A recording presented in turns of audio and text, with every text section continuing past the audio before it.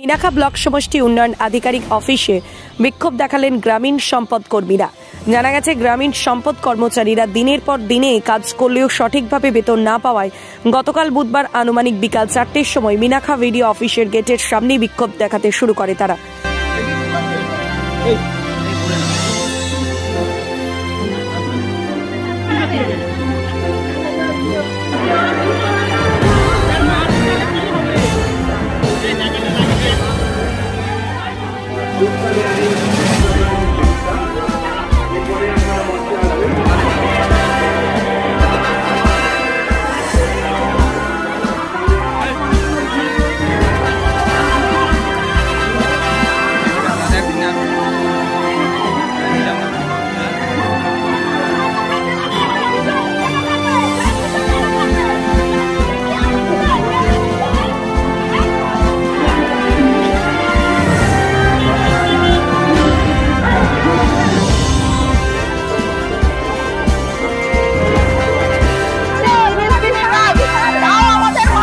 এ বিষয়ে মিনাখার video joint ভিডিওর বিরুদ্ধে অভিযোগ জানিয়ে বিক্ষোভকারীরা কি জানাচ্ছেন শোনাবো। মেয়েরা গ্রামে গ্রামে ঘুরে প্রতিটা মানুষ রাস্তাঘাটে দেখতে পাবেন আমাদের মেয়েরা, হয় ওই গ্রামে ও গ্রামে যার সাথে দেখা হবে। সেই এত কষ্ট করে আমরা 9 মাস অনিয়ম পাইনি, তার মধ্যে আমাদের 50 দিনের টাকা জেলা থেকে ছাড়া হয়েছিল।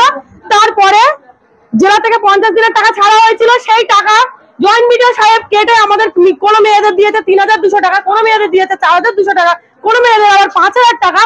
আবার একটু ভালো সম্পর্ক যাদের সাথে ওনারা আছেন তাদের দিয়েছেন আর 9000 টাকা বা 10000 টাকা।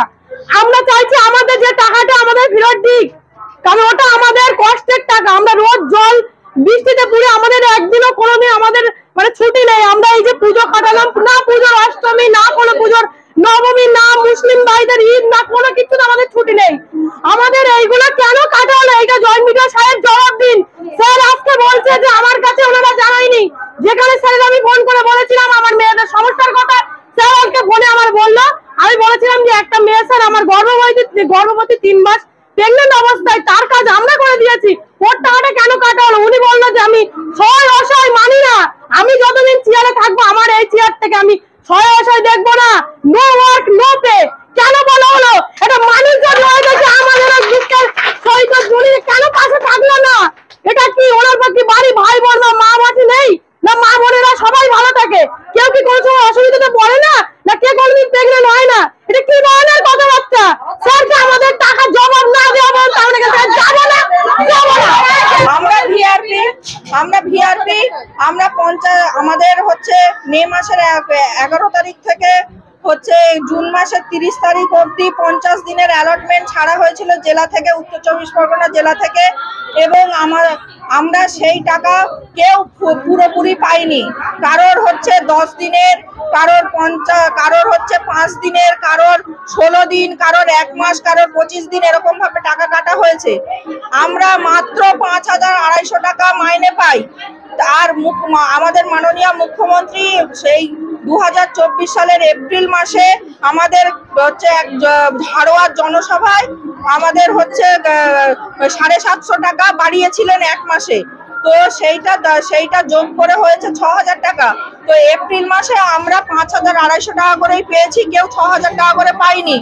এবং মে মাসের 11 তারিখ থেকে 30 তারিখ অবধি ওই 200 টাকা করে অ্যালটমেন্ট হয়ে 50 দিনের টাকা 10,000 টাকা, প্লাস হচ্ছে ফোন রিচার্জের জন্য, যেহেতু আমাদের ফোনে অ্যাপসে কাজ, সেই কারণে আমাদেরকে অ্যাপসের কাজের জন্য ফোন রিচার্জের জন্য 200 টাকা করে মাস পিছু দেওয়া হয়।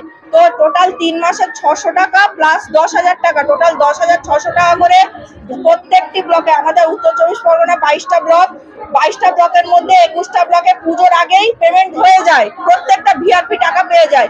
কিন্তু আমাদের একমাত্র মিনাখা ব্লক আমাদেরকে টাকা দেওয়া হয়নি, আমাদের ভিআরপিদের। আমাদের মোট 66 জন ভিআরপি, তো আমাদেরকে কাউকেই টাকা দেওয়া হয়নি। রিসেন্টলি 30শে অক্টোবর কালী পুজোর আগের দিন বিকেলে আমাদের সেই টাকা ছাড়া হয়, এবং তারপরে আমরা সন্ধ্যেবেলা এক একজনের ফোনে মেসেজ আসে বা কারোর ফোনে ফোন পে আছে সেইতে দেখা হয়, কারোর মানে ওই ফোন রিচার্জের টাকা ধরে মানে এইভাবে টাকা কাটা হয়েছে। পরে আমরা যখন যোগাযোগ করি বা যে কথা বলতে যাই আমাদেরকে প্রতিনিয়ত হুমকি দেওয়া হয় যে হয় কাজ করো নইলে বসে যাও, পেছনে অনেক লোক আছে। এই দুর্নীতির সাথে জয়েন্ট ভিডিও এবং বামনপুকুর জিপি 8 পুকুর জিপি সুপারভাইজার জড়িত আছে। মিনাখা থেকে বাকিবুল্লাহ গাজীর রিপোর্ট, 24 ঘন্টা লাইভ।